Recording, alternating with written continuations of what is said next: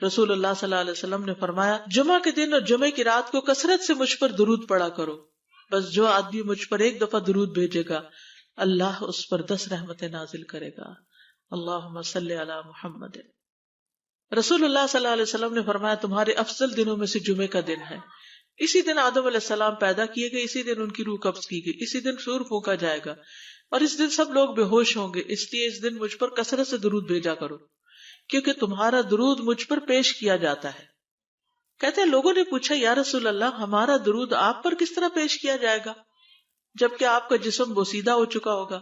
تو آپ نے فرمایا بے شک اللہ عز و جل نے انبیاء کے جسموں کو زمین پر حرام کر دیا ہے، یعنی فرشتوں کے ذریعے آپ تک درود پہنچایا جاتا ہے۔ انبیاء کے جسموں کو مٹی نہیں کھاتی، صحیح سلامت ہوتے ہیں ان کے جسم۔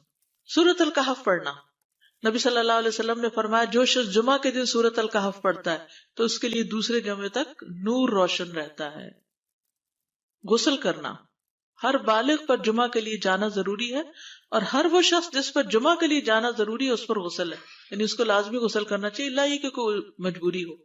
تو آپ اپنا اسکیجول اس طرح بنائیں نا کہ جیسے اگر آپ ہر روز نہاتے ہیں پھر تو کوئی مسئلہ نہیں، لیکن اگر آپ ایک دن چھوڑ کے ایک دن نہاتے ہیں تو آپ پھر اس طرح اسکیجول کریں کہ جیسے آپ منڈے کو نہائے، پھر وینسڈے کو نہائے، پھر جمعے کو نہائے، پھر آپ سیٹرڈے سنڈے اگر نہیں بھی نہاتے پھر منڈے، تو اس طرح آپ جمعے کو مس نہیں کریں گے۔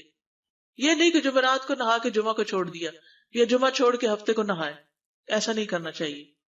علماء نے غسل کے حکم کے بارے میں اختلاف کیا، بعض تو کہتے ہیں یہ واجب ہے یعنی فرض کے درجے میں ہے، اور جمہور علماء یہ کہتے ہیں کہ مستحب ہے، پسندیدہ ہے، افضل عمل ہے۔ حدیث میں آتا ہے جس نے جمعے کے دن وضو کیا اس نے اچھا کیا اور جس نے غسل کیا تو یہ افضل ہے۔ صفائی میں مبالغہ ہوتی ہے نا، ویکلی صفائی آپ کو کرنی ہوتی ہے، یعنی جیسے ناخن وغیرہ کاٹتے ہیں یا پھر اپنے زائد بال وغیرہ اتارتے ہیں، تو یہ سب چیزیں اگر جمعے کے دن ہو تو زیادہ بہتر ہے۔ نبی صلی اللہ علیہ وسلم نے فرمایا جو شخص جمعے کے دن اچھی طرح غسل کرے، اچھی طرح سنوار کر وضو کرے، اپنے بہترین لباس میں سے پہنے، یعنی جمعے کے دن باقی دنوں کی نسبت اچھا لباس پہنے، اللہ نے اس کی قسمت میں گھر والوں کی جو خوشبو لکھی ہو وہ لگا لے، یعنی گھر میں جو بھی خوشبو ہے، پھر جمعہ پڑھنے آئے تو لغو کام نہ کرے، دو آدمیوں کے درمیان جدائی نہ کرے، یعنی دو لوگ بیٹھے ان کے بیچ میں گھس کے بیٹھ جائے۔ اس جمعے اور دوسرے جمعے کے درمیان کے پورے ہفتے کے گناہ معاف کر دیے جاتے ہیں۔ پھر مسواک کرنا، جمعے کی سنتیں بتاتے ہوئے آپ نے فرمایا اور تم پر مسواک کرنا لازم ہے۔ اچھا لباس پہننا، نبی صلی اللہ علیہ وسلم نے فرمایا اگر ممکن ہو تو جمعہ کے لیے اپنے کام کاج کے کپڑوں کے علاوہ 2 کپڑے اور بنا رکھنے میں کیا حرج ہے، اسپیشل ڈریس رکھے جو جمعے کو ہی پہن لے۔ خوشبو لگانا، یعنی خوشبو لگائے، حدیث میں آتا ہے چاہے وہ عورت کی خوشبو سے ہو، یعنی آپ کی اپنی نہیں، بیوی کی خوشبو پڑی ہو وہی لگا لو، لیکن لگاؤ۔ تیل لگانا، جو شخص جمعہ کے دن غسل کرے اور جس قدر ممکن ہو پاکیزگی حاصل کرے اور اپنے تیل میں سے تیل لگائے یا اپنے گھر کی خوشبو میں سے خوشبو لگائے، پھر نکلے کہ 2 آدمیوں کے درمیان تفریق نہ کرے، جتنی مقدرہ نماز پڑھ لے اور جب امام بات کرے تو خاموش رہے، اس جمعے سے لے کر دوسرے جمعے تک اس کے گناہ بخش دیے جاتے ہیں۔ جمعہ کا وقت، سورج ڈھلتے ہی جمعہ پڑھنا، سورج ڈھلتے ہی جمعہ پڑھنا، اول وقت جمعہ پڑھنا، بہت لیٹ نہیں کرنا چاہیے۔ ایاس بن سلمہ بن عقبہ اپنے والد سے روایت کرتے ہیں، انہوں نے کہا کہ ہم رسول اللہ صلی اللہ علیہ وسلم کے ساتھ جمعے کی نماز پڑھ کر واپس لوٹتے تھے تو دیواروں کا سایہ اتنا نہیں ہوتا تھا کہ ان سے اپنے آپ کو سایہ مہیا کیا جا سکے، یعنی ابھی سورج بہت تھوڑا ڈھلا ہوتا تھا۔ ہاں گرمی کی شدت میں تاخیر کی اجازت ہے۔ مسجد میں داخلہ، مسجد کی طرف جلدی نکلنا، تحیت المسجد ادا کرنا۔ عمر بن دینار کہتے ہیں انہوں نے جابر رضی اللہ عنہ کو کہتے ہوئے سنا کہ ایک شخص جمعہ کے دن مسجد میں داخل ہوا اس حال میں کہ نبی صلی اللہ علیہ وسلم خطبہ دے رہے تھے، تو آپ نے فرمایا کیا تم نے نماز پڑھی؟ اس نے کہا نہیں، تو آپ نے فرمایا کھڑے ہو 2 رکعتیں پڑھو۔ اب یہ بڑا اہم مسئلہ ہے، مسجد میں داخل ہو چاہے خطبہ ہو رہا ہو 2 رکعت پڑھے بغیر نہ بیٹھو، ٹھیک ہے؟ اور یہ کیا ہے؟ دراصل تحیت المسجد، یہ جمعے کی سنتیں نہیں ہیں، یہ کیا ہے؟ تحیت المسجد ہے، اور مختصر پڑھی جائیں، یعنی امام جب خطبہ دے رہا ہو تو چاہیے کہ 2 رکعتیں پڑھے اور دونوں میں اختصار کرے۔ نماز سے قبل ہلکا بنانے کی ممانعت، مثلا آپ جلدی چلے گئے تو یہ نہیں کہ ایک گروپ بنا کے آپس میں گپ شپ شروع کر دیں، نہیں، سیدھے ہی لائنوں میں بیٹھیے۔ انتظار کا وقت کیسے گزاریں گے؟ نفل پڑھ کے بیٹھ گئے، ذکر اذکار کریں، قبلے کی طرف رخ کر کے لائنوں میں بیٹھیں، حلقہ نہیں بنائیں، بیٹھ کے خرید و فروخت نہیں کریں، تاخیر سے آنے پہ گردنیں پھلانگ کے نہ آگے جائیں۔ رسول اللہ صلی اللہ علیہ وسلم نے فرمایا ٹیک لگا کے مت کھاؤ، یہ عام ایک ادب بتایا، یعنی اس طرح ٹیک لگا کے نہیں کھاؤ، کھانے کے وقت سیدھے ہو جاؤ۔ چھنے ہوئے آٹے کی روٹی نہ کھاؤ، میدا۔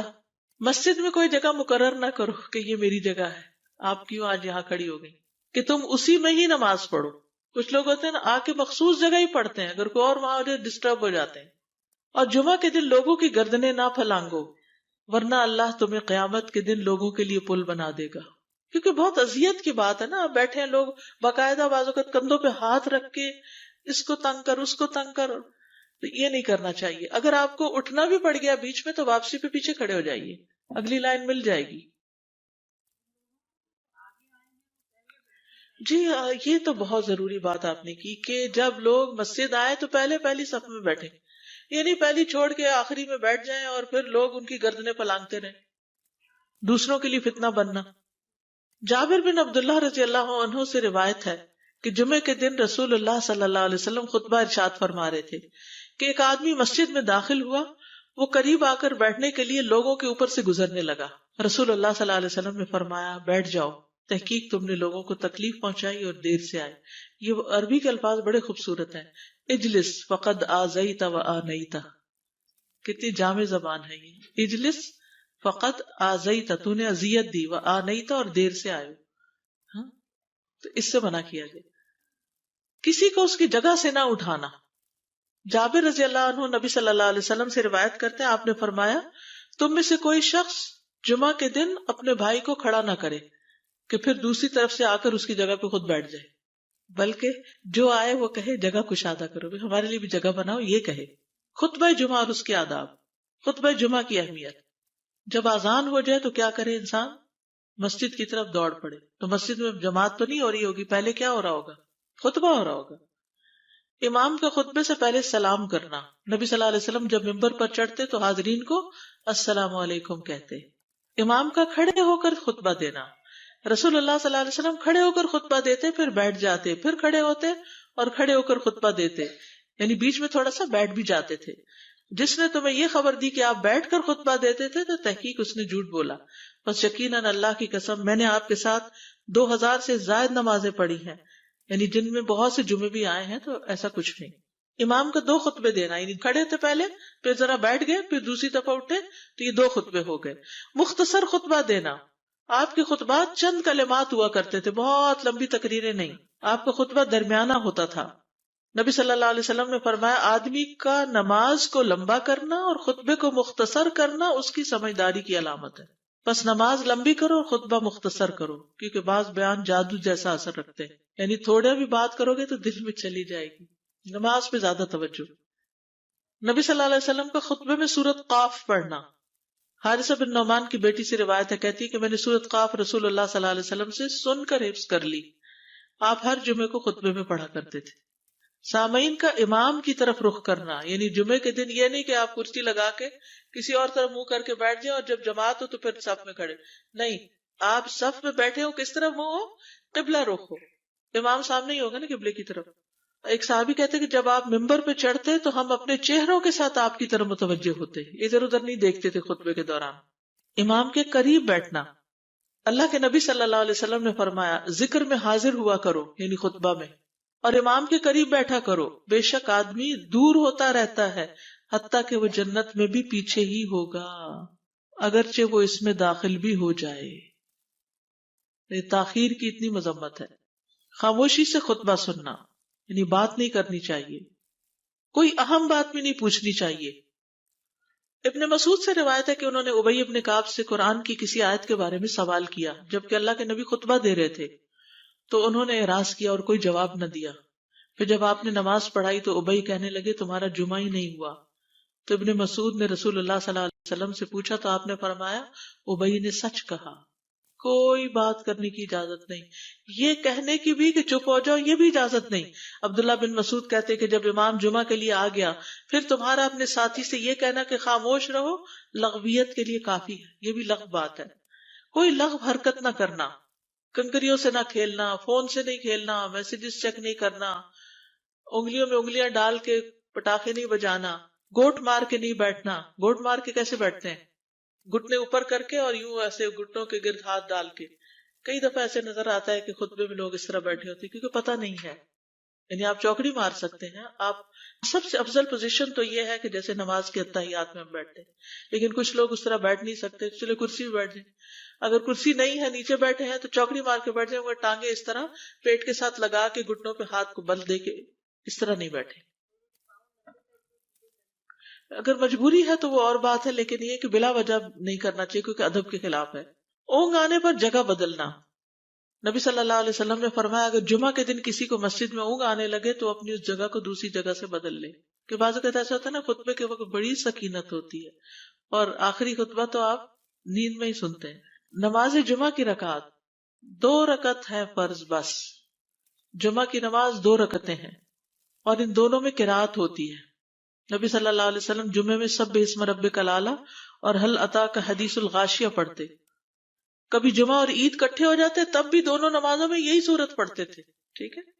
اسی طرح صبح کی نماز میں جمعے کے دن الف لام میم التنزیل اور حل اتی علی الانسان کی قرات کرتے اور نماز جمعہ میں سورۃ الجمعہ اور منافقین کی تلاوت کرتے.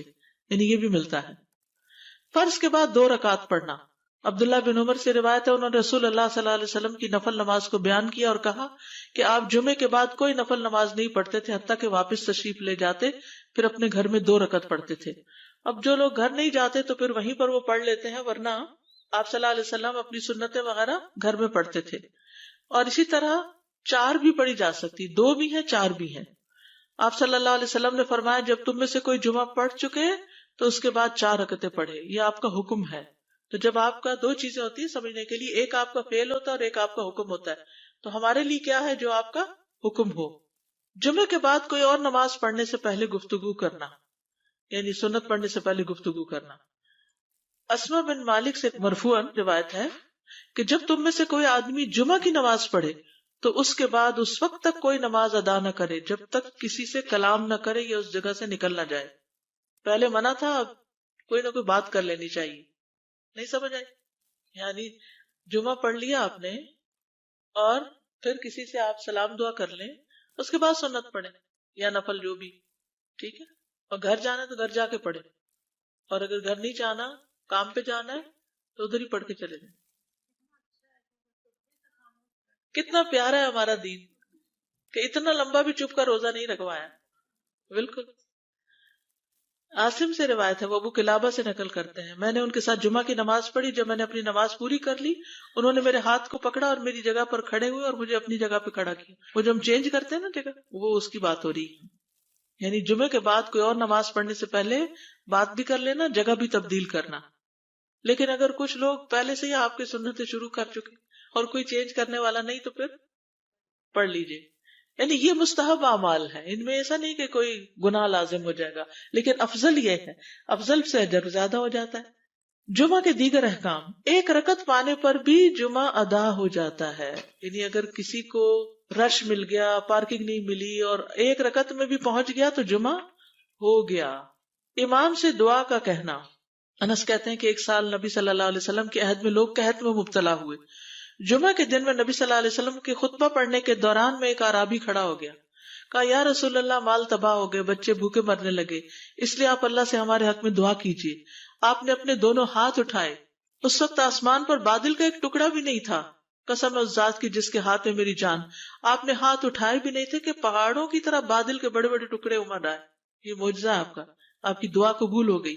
پھر آپ ممبر سے ابھی اترے نہیں تھے کہ میں نے آپ کی داڑھی پر بارش کے قطروں کو ٹپکتے ہوئے دیکھا. اس دن خوب بارش ہوئی. پھر دوسرے دن، تیسرے، چوتھے، حتیٰ کہ دوسرے جمعے تک سلسلہ جاری رہا. دوسرے جمعے وہی عرابی یا کوئی اور کھڑا ہو گیا اور کہا یا رسول اللہ، چھتیں گر گئی، مال ڈوب گیا، اس لیے آپ ہمارے لیے اللہ سے دعا کیجیے. چنانچہ آپ نے اپنے دونوں ہاتھ اٹھائے اور فرمایا اے میرے اللہ، ہمارے ارد گرد برسا، ہم پر نہ برسا. اور بدلی کے جس طرف اشارہ کرتے وہ بدلی ہٹتی جاتی اور مدینہ ایک حوض کی طرح ہو گیا. وادی کنات 1 مہینے تک بہتا رہا. جو شخص بھی کسی علاقے سے آتا تو اس پر بارش کا حال بیان کرتا. جیسے ہوتا ہے نا کوئی فلڈ آ جائے یا کچھ ہریکین، تو پھر ہر کوئی موضوع گفتگو ہو جاتا ہے. جمعہ کے بعد قیلولہ کرنا. انس کہتے ہیں کہ ہم لوگ جمعہ کے دن سویرے نکلتے اور جمعہ کی نماز کے بعد قیلولہ کرتے تھے، جمعہ کے بعد کھانا کھانا. سہل کہتے ہیں کہ ہم نہ تو قیلولہ کرتے نہ دوپہر کا کھانا کھاتے مگر جمعے کے بعد. لنچ کب ہے؟ جمعے کے بعد. جمعے کو قیام و سیام کے لیے خاص کرنے کی ممانعت ہے، یعنی اس دن کی رات کو شب جمعہ منانا کہ اس رات پوری عبادت کریں گے، یہ سنت سے ثابت نہیں. ٹھیک ہے. اور دن کو روزے کے لیے خاص کرنا یہ بھی سنت سے ثابت نہیں، الا یہ کہ کوئی معمول کا روزہ رکھتا ہے، ایام 20 کا روزہ ہے تو وہ اور بات ہے. ابو ہریرہ سے روایت ہے کہ میں نے رسول اللہ صلی اللہ علیہ وسلم کو فرماتے ہوئے سنا، تم میں سے کوئی شخص جمعہ کے دن روزہ نہ رکھے مگر یہ کہ اس کے ایک دن پہلے یا اس کے بعد کا دن ملا کر روزہ رکھے. جمعہ کے دن خرید و فروخت کی ممانعت ہے. جمعہ کے دن جب نماز کے لیے پکارا جائے تو اس وقت اللہ نے خرید و فروخت سے منع کیا ہے. وَذَرُوا الْبَيْعَ، اس دن کاروبار حرام ہے. اور یہ جمعے کی دوسری اذان کے ساتھ تعلق رکھتا ہے، یعنی صبح صبح کام کر سکتے ہیں لیکن اذان ہوتے ہی چھوڑ دیں، اور جب پھر جمعہ سے فارغ ہو جائے تو دوبارہ دکان پہ جا کے بیٹھ جائیں. جابر بن عبداللہ کہتے ہیں کہ نبی صلی اللہ علیہ وسلم جمعہ کے دن خطبہ ارشاد فرما رہے تھے کہ مدینہ میں ایک تجارتی قافلہ آیا. رسول اللہ صلی اللہ علیہ وسلم کے صحابہ اس کی طرف لپک پڑے اور آپ کے پاس مسجد میں صرف 12 آدمی بچے. تو رسول اللہ صلی اللہ علیہ وسلم نے یہ صورت دیکھ کر فرمایا، اس ذات کی قسم جس کے ہاتھ میں میری جان ہے، اگر تم سارے کے سارے چلے جاتے اور کوئی بھی باقی نہ بچتا تو اس وادی میں آگ بہ پڑتی. یعنی اتنا بڑا جرم ہے یہ. پھر یہ آیت نازل ہوئی، وَإِذَا رَأَوْا تِجَارَةً أَوْ لَهْوًا انفضوا إِلَيْهَا وَتَرَكُوكَ قَائِمًا، جب وہ کوئی سودا بکتا دیکھیں یا کوئی تماشا نظر آ جائے تو اس کی طرف دوڑ جاتے اور آپ کو کھڑا ہی چھوڑ دیتے ہیں. راوی کہتے ہیں جو 12 آدمی رسول اللہ صلی اللہ علیہ وسلم کے ساتھ رہے ان میں ابو بکر اور عمر رضی اللہ عنہ بھی شامل تھے. جمعے کے دن قبولیت کی گھڑی ہوتی ہے، اس وقت اللہ سے بھلائی مانگنی چاہیے. رسول اللہ صلی اللہ علیہ وسلم نے فرمایا، جمعے کے دن میں ایک گھڑی ایسی ہے کہ کوئی مسلمان اللہ سے کسی خیر کا سوال کرتے ہوئے اس کی موافقت نہیں کرتا مگر اللہ اسے وہی خیر عطا کر دیتا ہے. فرمایا یہ ایک چھوٹی سی گھڑی تھوڑی دیر کے لیے ہوتی ہے اور یہ ہر جمعے کو ہوتی ہے. ٹھیک ہے. اور خصوصاً نماز میں بھی اگر کوئی دعا کر رہا ہوتا ہے نا انسان تو وہ بھی قبول ہو جاتی ہے. نماز میں دعا کہاں ہوتی ہے؟ شروع میں ہوتی ہے، رکوع میں ہوتی ہے، سجدے میں ہوتی ہے، تشہد میں ہوتی ہے. تو اگر یعنی جمعہ پڑھ رہے ہیں اور بیچ میں دعائیں آ گئی ہیں تو ہو سکتا ہے وہی گھڑی آ گئی ہو اور آپ کی دعا قبول ہو جائے. اور یہ تورات میں بھی اس کا ذکر تھا. ابو ہریرہ رضی اللہ عنہ کہتے ہیں کہ رسول اللہ صلی اللہ علیہ وسلم نے فرمایا، بہترین دن جس میں سورج طلوع ہوتا ہے جمعہ کا دن ہے. اس دن میں ایک گھڑی ایسی ہے کہ نماز کی حالت میں اگر کوئی مسلمان بندہ اللہ عز و جل سے کچھ طلب کرے تو وہ اس کو ضرور دیتا ہے. کعب نے کہا ایسا سال میں ایک مرتبہ ہوتا ہے؟ تو میں نے کہا نہیں بلکہ ہر جمعہ کو ہوتا ہے. کہتے ہیں پھر کعب نے تورات پڑھی تو کہا نبی صلی اللہ علیہ وسلم نے سچ فرمایا. ابو ہریرہ رضی اللہ عنہ کہتے ہیں کہ میں بعد میں عبداللہ بن سلام سے ملا اور ان سے اپنی اور کعب کی مجلس کا بتایا تو عبداللہ بن سلام رضی